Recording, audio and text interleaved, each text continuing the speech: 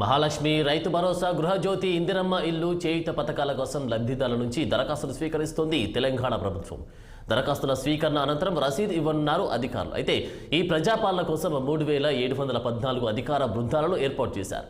మహిళలు పురుషుల కోసం వేర్వేరు క్యూ లైన్లు ఏర్పాటు చేయగా ప్రతి 100 దరఖాస్తుదారులకు ఒక కౌంటర్ను సిద్ధం చేశారు.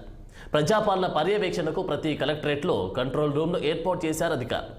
ఇక ఇదే అంశానికి సంబంధించినటువంటి పూర్తి డీటెయిల్స్ ఆదిలాబాద్ నుంచి మా ప్రతినిధి అరుణ్ అందిస్తారు. అరుణ్, చెప్పండి, ప్రజాపాలనకు సంబంధించినటువంటి అప్డేట్స్, ఆదిలాబాద్ సంబంధించినటువంటి అప్డేట్స్ ఏంటి?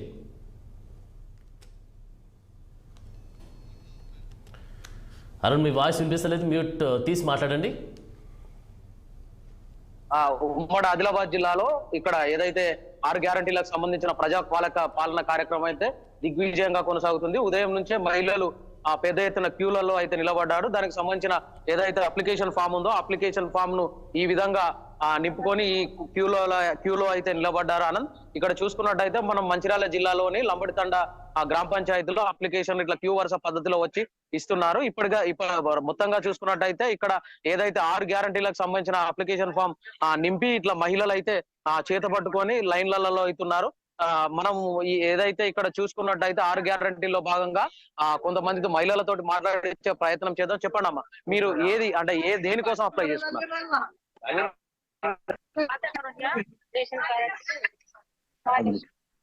లక్ష్మి, ఇంకా కరెంట్ బిల్, ఇక కొందరు కరెంట్ బిల్ కోసం అప్లై చేసుకున్నారు. ఇందిరమ్మ ఇండ్ల కోసం ఎవరెవరు అప్లై చేసుకున్నారో వారి మాటలో తెలుసు. చెప్పమ్మా, మీ ఫామ్ చూపించండి. మీరు ఎక్కడ అంటే దేనికోసం అప్లై చేశారు?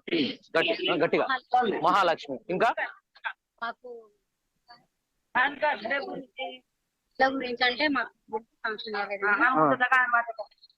ఇల్లు ఇప్పటి వరకు ఇల్లు లేదు, దానికోసం ఆ ఫామ్స్ ఇవి మొత్తంగా ఇక్కడైతే ఏదైతే ఆనంద్ ఇక్కడైతే వాళ్ళు ఫోటో అంటించుకొని లైన్లలో వచ్చే పరిస్థితి అయితే చూసుకున్నాం. ఇక్కడ చూసినట్టయితే మనము ఏదైతే అధికారులు అయితే దరఖాస్తుల స్వీకరణ ఏ విధంగా అయితే తీసుకుంటున్నారు, వీళ్ళకి సంబంధించిన నోట్ అయితే ఇక్కడ రాసి అక్కడ రసీద్ అయితే దానికి సంబంధించిన ఎంప్లాయ్ అయితే మన అధికారి అయితే ఇస్తున్నారు. ఇప్పటి వరకు అయితే ఇక్కడ 82 అప్లికేషన్లు వచ్చినట్టు చూస్తున్నాం. ప్రజాపాలన కార్యక్రమంలో 6 గంటలు అంటే 6 తారీఖు వరకు ఈ అప్లికేషన్లు ఉంటాయి. 6 తారీఖు తర్వాత ఏదైతే మన ఎంఆర్ఓ ఆఫీస్ లో దరఖాస్తులు అయితే స్వీకరిస్తారు. మనతో పాటు మాట్లాడడానికి సెక్రటరీ గారిని అందుబాటులో తీసుకునే ప్రయత్నం చేద్దాం. చెప్పండి, నిలబడి లైవ్ ఉంది.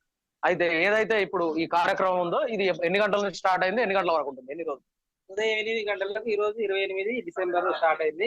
జనవరి 6 వరకు ఈ కార్యక్రమం కంటిన్యూగా కొనసాగుతుంది. ఈ రోజు గ్రామసభ ఉదయం మార్నింగ్ పెట్టుకొని ప్రభుత్వ సందేశం చదివి వినిపించి మనం కార్యక్రమాన్ని స్టార్ట్ చేసినాం.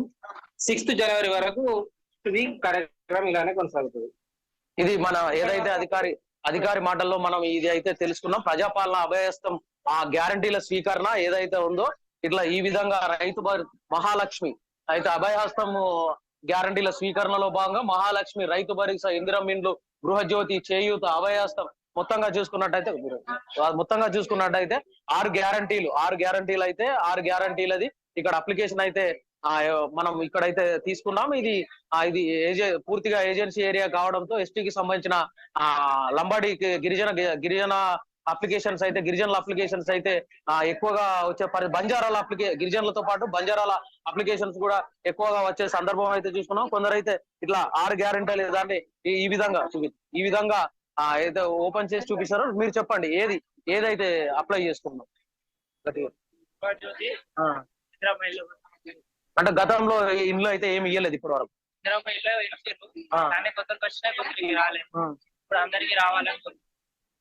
ఇది పరిస్థితి ఆనంద్ ఇక్కడ. Okay, thank you Arun.